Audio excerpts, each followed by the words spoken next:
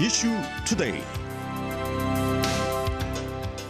네, 월요일 아침 주간 포커스에서는 저희가 LA 타임스의 박종찬 기자를 모시고 이야기를 나누는 시간을 마련하고 있습니다. 어서 오십시오. 반갑습니다. 네.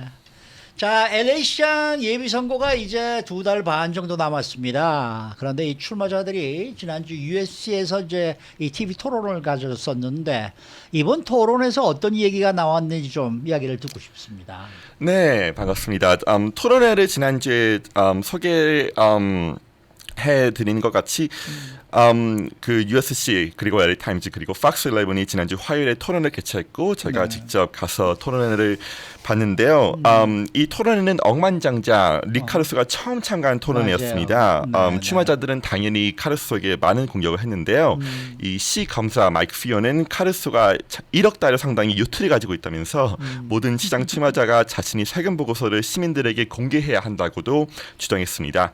카루소는 자신이 정당한 몫이 세금을 내고 있다면서 다른 출마자들이 세금 보고서를 제출하면 자신도 어떻게 세금을 냈는지 공개할 것이라고도 얘기했습니다. 그러니까 나보고 세금 보고서 텍스 리턴을 공개하라고 얘기하기 전에 당신들부터 먼저 그렇죠. 네. 네. 네. 우리 그 시민들이 가장 중요하게 생각하는 부분 가운데 하나가 노숙자 해결 문제거든요. 그러면 이 시장 출마자들이 시의 노숙자 문제를 어떻게 해결하고 또 범죄는 어떻게 줄일 수 있느냐 이 부분에 대해서 어떤 얘기를 했습니까? 네, 그 카루소 그분은 LA가 많이 이제 위험해졌다면서 네. 모든 시민이 집에 나가기가 두렵다고 얘기했습니다. 그렇죠. 카루소는 그리고 다른 심화 출마자들을 커리어 펄리티션이라고 부르고 공허한 약속만 하고 있다고도 얘기했고요. 만약 자신이 시장이 된다면 약 1,500명이 경찰을 더 고용하겠다고도 했습니다. 하지만 시의원 케빈 딜리오는 카루소에게 이 1,500명 경찰 고용을 세금 인상 아니면 서비스 하락 없이 어떻게 할 수 있냐고도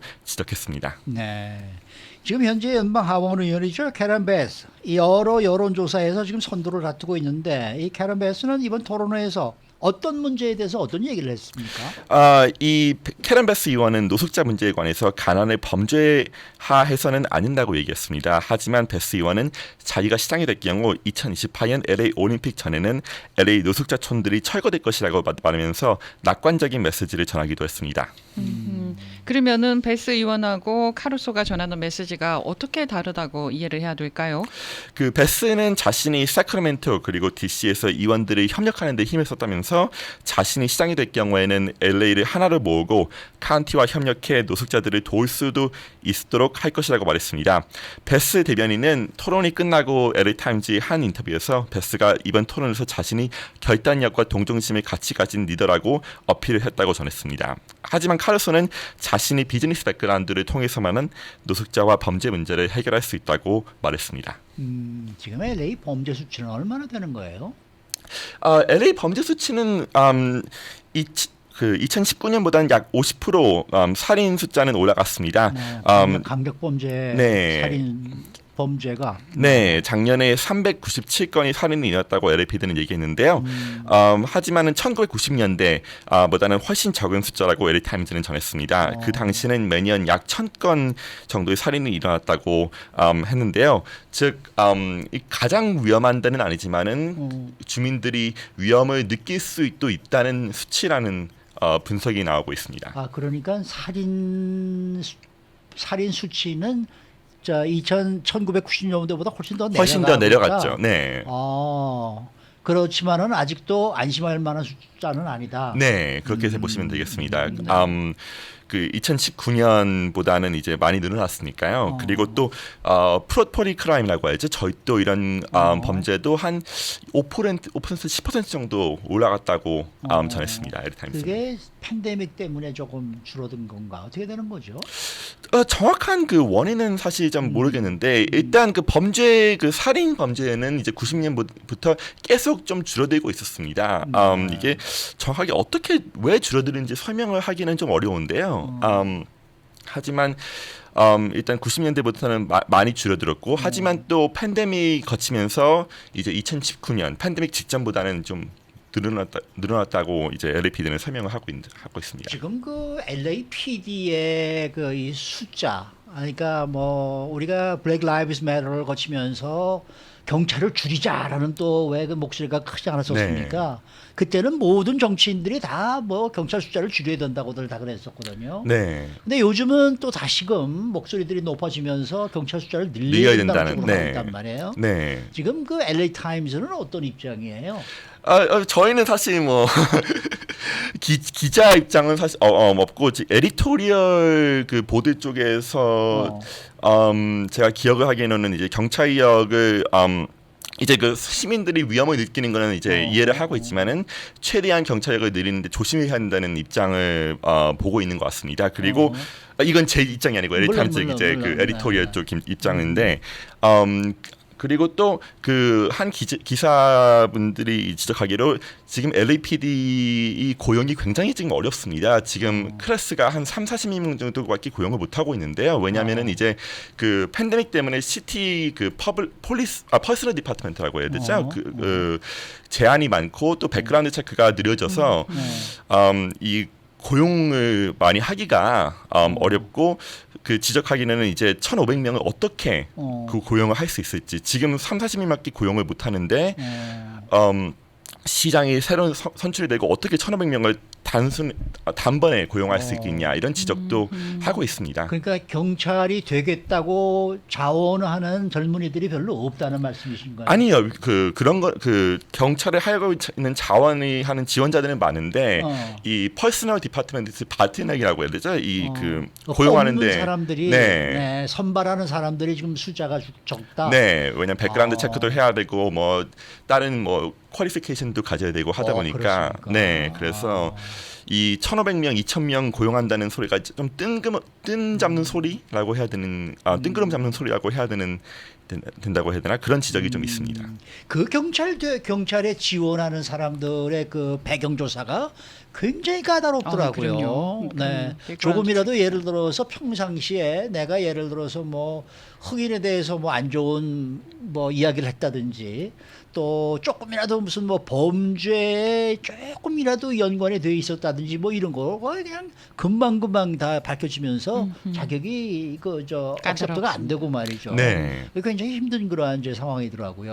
네, 그렇죠. 그러니까 이게 그것을 심사하는 그 사람들의 맨파워가 지금 부족하다는 말씀 아십니까? 네, 또 팬데믹 때문에 또 여러 가지 또 다른 제한이 또 생기면서 이게 그 몇백 명, 몇천 명 고용하기는 좀 힘들지 않을까 이런 지적도 나오고 있고요. 또 그 케빈 리온 그 지적한 것도 소개해드렸지만 일단 그 경찰을 더 고용하기 위해서는 돈이 더 필요하죠. 근데 돈이 물론 이 돈이 어디서 나오느냐 이것도 참 예산이 어디서 나오느냐 이런 지적도 많이 나오고 있습니다. LA 타임스가 LA 다운타운에 있잖아요, 회사가. 네, 이제 옮겨갔습니다. 열세군데 쪽으로 옮겨갔는데. 열세군데로 있죠. 네, 알겠습니다. 뭘 여쭤보려고 그랬냐면은 일을 24시간 하실 거잖아요. 네. 그러면은 다운타운에서 일어나는 범죄하고 또 노숙자 문제하고 좀 바로 직접적으로 연관이 그렇죠. 있을 것 같다라는 네. 생각이 들어서 더 진지하게 생각을 하겠다라는 생각이 들었는데 그렇죠. 이사를 다운타운 했군요. 이사를 하긴 했는데 그래도 네. 저희가 또 다운타운을 많이 가고 저도 예. 이제 다운타운을 뭐 매주에 한두 번은 가고 하니까 네네. 이제 거기 취재도 많이 하니까 그런 좀 진지하게 생각하는 분이 많지 않을까 생각합니다. 네. 자, 이제 시장 선거가 얼마 남지 않았는데요. 유권자들은 후보자들 개개인에 대해서 어떻게 여기고 있나요? 지금 여론조사에 따르면은 네. 릭 카루소, 캐런 베스, 그리고 케빈 디윤이 선두주자라고 보는 게 맞을 것 같습니다. 하지만 아직 선거전 시간은 많습니다. 제가 지난주에 한 몇십 명 유권자와 대화를 할 기회가 있었는데요. 네. 거의 대다수의 유권자는 사실 이 선거에 대해서 알지 못했습니다. 릭 카루소의 페이스북, 유튜브 광고를 본 유권자도 많지만 정확히 후보자들이 어떤 얘기를 하고 있고 어떤 공약을 하고 있는지 잘 모르는 유권자들이 매우 맞습니다. 많았는데요. 네. 한 최근 여론조사에 따르면은 약 40%의 유권자들이 아직 누구한테 투표할지 정하지 그럴 못하고도 얘기했습니다. 하지만 중요한 것은 저희가 대환 유권자들이 얘기하고 있는 것은 거의 같았습니다. 범죄를 줄이고 노숙자 문제를 해결해야 되고 LA 렌트, 집값이 컨트롤돼야 된다는 것인데요. 맞습니다. 이 세 가지 이슈에 대해서 후보자들이 어떻게 답변을 하고 이 답변을 유권자들이 어떻게 받아들이는지에 따라 이번 시장 선거가 결정될 것 같습니다. 후보 토론회 보셨다 그랬잖아요. 네. 가서 박종찬 기자님의 생각은 어떠세요? 이 부분에 대해서 범죄, 노숙자, 그다음에 렌트비 이런 부분에 있어서 이 후보가 조금 더 리저너블하다라고 생각한 후보는 어느 쪽이었습니까?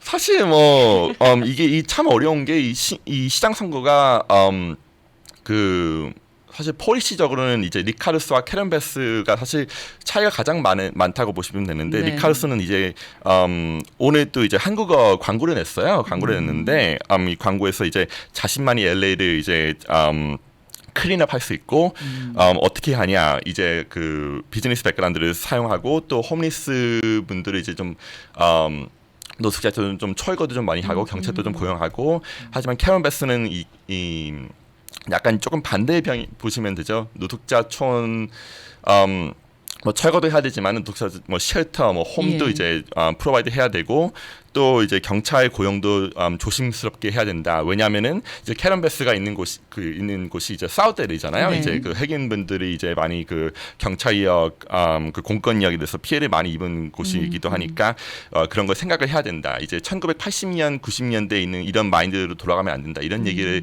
좀 하고 있는데 모르겠습니다. 사실 제 생각은 이제 그 어떤 그 시장 후보가 그 시장 그 유권자들이 어떻게 어필할지 모르겠는데 예. 일단 그 제가 유권자분들하고 대화를 해본 경험을 따라서 이제 사실 좀 많이 그 페드업이라고 해야 되죠. 이번 홈리스 그리고 범죄 문제에서 많이 좀 그 프러스트레이트라고 해야 되죠. 좀 그 많이 좀 그 뭐라고 해야 되죠? 그 단어가 갑자기 생각이 안 나네요. 많이 좀 지쳐하시는 분이 많은 것 같습니다. 그래서 어떻게 이제 그 유권자들 지쳐 있는 유권자들을 공략할 수 있냐 이게 예. 참 전 정해진 답은 없는 것 같습니다. 근데 이제 그 두 분이 좀 다른 공약을 하고 있으니까 네. 그런데 어쨌든 이번 예비선거 6월 예비선거에서 이제 2명이 선출이 되는 거예요. 네, 그렇죠? 탑2 프라이머리. 네. 그러니까 제일 표를 많이 득표한 사람과 두 번째로 많이 득표한 사람이 이제 11월 결선에 지금 진출하게 그렇죠. 되는데 네. 우리 아까 이황 기자가 리포트를 한 거를 보면은 지금 캐런 베스는 뭐 올라갈 것이 거의 확실한 것 같고 네. 또 한 후보는 리카르스가 될 것 같다라는 그런 이제 그렇죠. 추측 보도를 네. 지금 하셨거든요. 네. 어떻게 생각하세요? 왜냐하면 니카르스가 사실 돈이 굉장히 많죠. 지금 그 캠페인 파이낸스를 보면은 약 400만 불을 벌써 이제 그 캠페인에 투입을 했는데요. 네.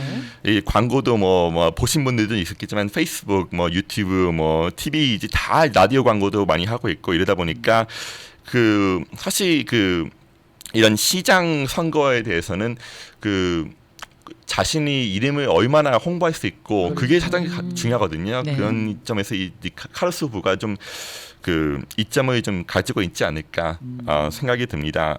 이제 한국어 광고도 하고 있고 또 아시안계 공략도 좀 하고 있다고 이제 하고 있고 이제 또 카르스 그 후보가 돈이 많으니까 이제 뭐 에드닉 미디어라고 해야 되죠. 이런 그 아시안계 미디어, 히스패닉 미디어도 공략을 하기가 좀 쉬울 것 같다. 왜냐하면 돈이 많으니까 광고를 쓸 돈이 많으니까 네. 이런 분석도 좀 많이 나오고 있습니다. 근데 우리 한인 커뮤니티에서는 캐런 베스가 말입니다. 저 LA 라이엇 때 네. 이 한인 리코 스토어가 다시 문을 열 수 있는데 그 사람이 방해를 많이 해서 피해를 본 한인들이 많아서 이분은 우리 한인 커뮤니티에서는 밀어주면 안 된다 이런 네. 얘기가 좀 많이 들리거든요. 네. 거기에 대해서는 어떻게 생각하십니까? 이게 참 어려운 문제인 것 같습니다. 그렇죠. 왜냐하면은 이제 캐런 베스는 이제 그 당시에는 사우스 LA 그 커뮤니티 논프로핏에서 이제 일하고 있었고, 그런 이제 약간 흑인 분들의 입장을 좀 대변하는 입장이다 보니까 일단 제가 알기로는 이제 코리안 그로서스 어소시에이션이라고 해야 되죠. 그 리코 스토어 오너분들이 이제 캐런 베스하고 직접 몇 주 전에 만남을 가진 걸로 알고 있습니다. 만남을 예. 가져서 이제 캐런 베스 이완 분한테 사과를 좀 공식적인 사과를 받았다고 얘기를 들었는데 그래도 이제 참 이게 어려운 것 같습니다. 그렇죠. 캐런 베스가 사실 그 아시안계 사회하고 좀 인터랙트하는 그게 많이 없었잖아요. 네, 그러다 네. 보니까 이제 좀 캐치업이라고 해야죠. 캐치업을 좀 해야 되는데 어떻게 캐치업을 하고 어떻게 아시안계 어필을 할 수 있냐 이게 참 이번 시장 선거에 좀 중요한 영향을 끼칠 것 같습니다. 네. 어쨌든 이번에 LA 시장이 되는 사람의 가장 큰 과제는 아무래도 홈리스가 아닐까 이런 생각이 드네요. 그렇죠. 그리고 범죄하고요. 네, 네. 오늘 말씀 잘 들었습니다. 감사합니다. 네, 지금까지 LA 타임즈의 박종찬 기자와 함께했습니다.